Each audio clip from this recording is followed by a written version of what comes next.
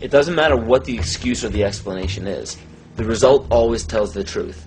A child can give the greatest excuses every time he's too sick for school, but if it always happens on the day of a test, the truth is revealed by the result.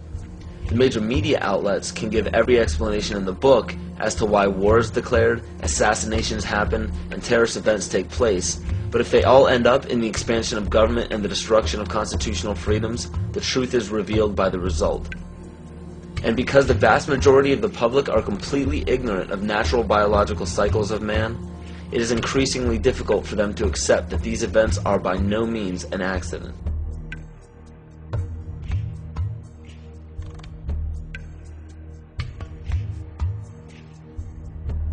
In my rolling on the floor and trying to protect myself from the heat and being in the pitch black, not able to see, that the voices of those behind me screaming kind of got through to me.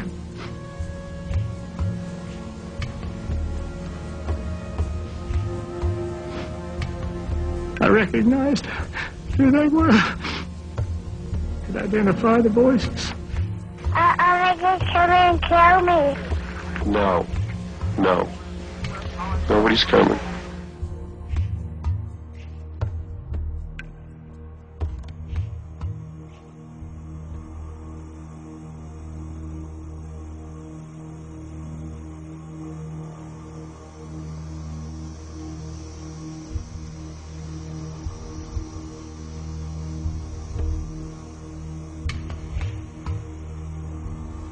A statement reportedly made by Attorney General Janet Reno during an interview on 60 Minutes.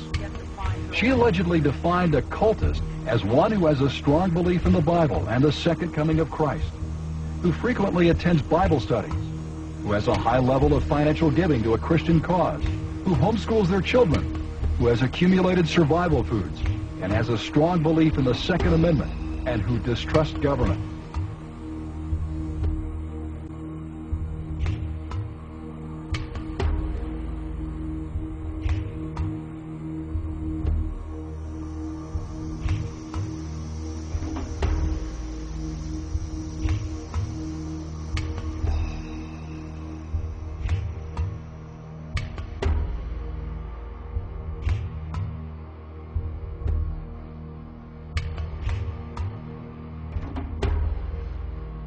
Through federal authorities that a second bomb has been found inside that federal building in Oklahoma City. It was an explosion at 9 o'clock this morning that did that damage you're looking at right there. I just took a look down the street at the Morrow building again. I see another bomb truck going, so apparently they're going to try to get out that third bomb that's been talked about.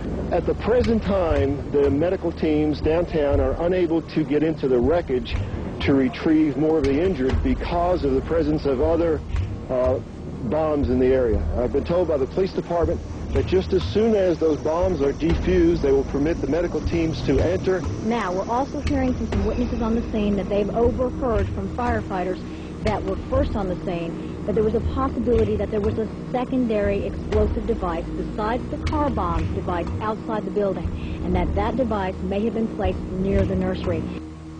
Also, we're getting word now that President Clinton is sending anti-terrorism units down here to look over the situation to find out exactly what went on and what other danger may be out there in Oklahoma City. That's something we need to think about, unfortunately, this time, because, as we've told you, 2 other explosive devices were found that were not detonated, and they were larger than the first.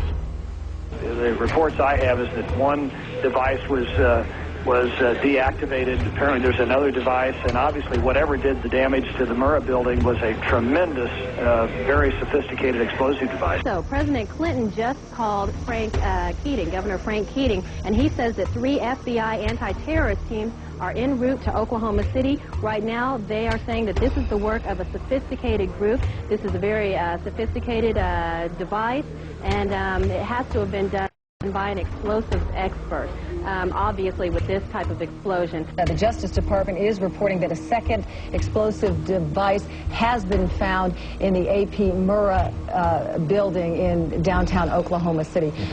We should find out an awful lot when the bombs are taken apart. I think it was a great stroke of luck.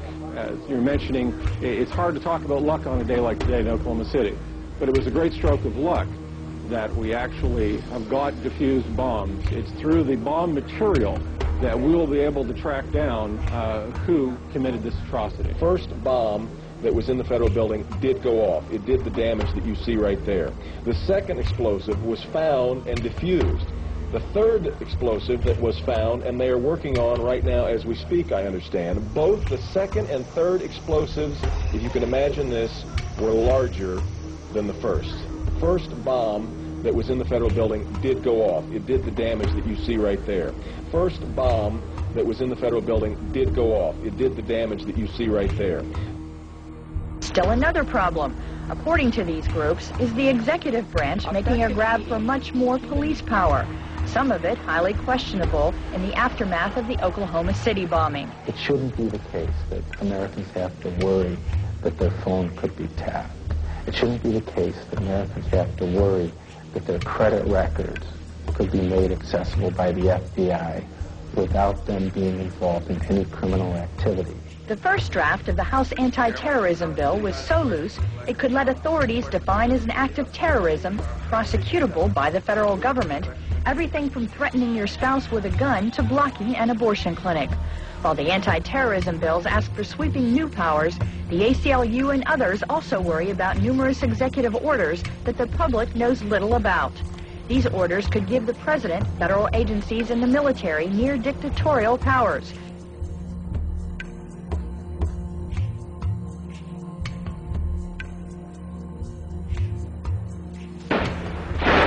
Talk to any police official anywhere, and pretty soon he'll bring up the shootout. February 1997. Two bank robbers in full body armor and firing AK-47s did battle with police on the streets of North Hollywood, California. It was every officer's worst nightmare come true. Cops outgunned by the bad guys. The one weapon that we've identified can go through a bulletproof vest at 200 yards. After the LA shootout, requests for surplus machine guns increased dramatically. The Los Angeles Police Department alone got 600 M16s from surplus. Nationwide, the number given away more than doubled this year, and many departments decided to issue them to regular patrol officers on daily duty, all because of one shootout in one city.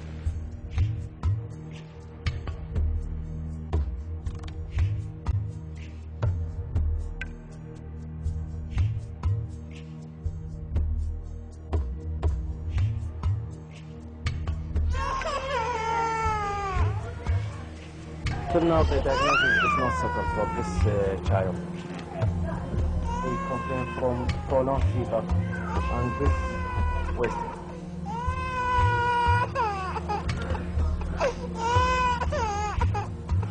We have heard that 500,000 children have died. I mean, that's more children than died in Hiroshima. And you know, is the price worth it? I think this is a very hard choice, but the price, we think the price is worth it. Worth it because she believes the sanctions are working. In November 1997, former U.S. Attorney General Ramsey Clark headed a delegation of the International Action Center on his 7th trip to Iraq to investigate the continued effects of the United Nations sanctions on the population. We were shocked by what we saw. An almost total absence of medicines, medical supplies, and spare parts for the equipment. Despite the heroic efforts of medical personnel, babies, children, and the chronically ill continue to die in vast numbers. The United States government claims that Saddam Hussein is to blame for the crisis. What is the real cause of the suffering? The sanctions. They are an extension of the 1991 United States war against Iraq.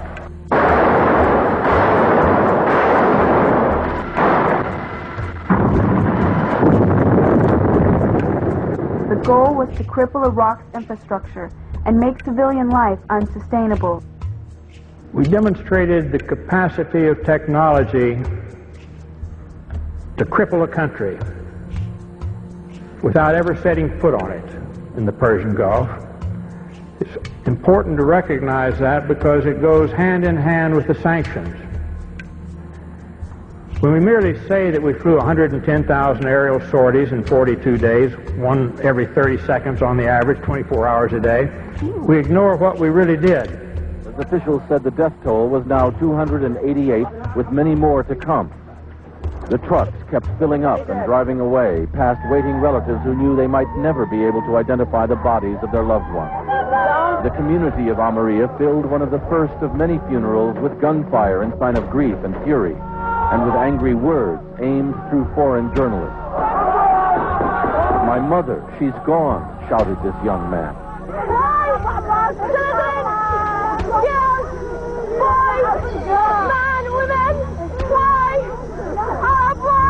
This woman asked, "Could not all your modern technology tell you that there were children and women here?"